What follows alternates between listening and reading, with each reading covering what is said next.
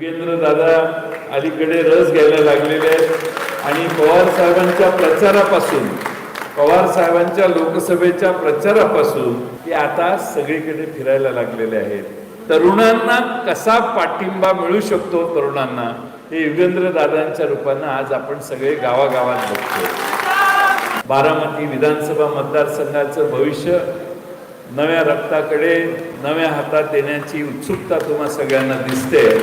बारामती एका नवीन युगाचा आरंभ अनुभवते आहे असं प्रत्येक वेळी कानावर येतं आणि ते धडाडीचं युवा नेतृत्व करणं, त्याचा उल्लेख करणं मला महत्वाचं वाटतं. कारण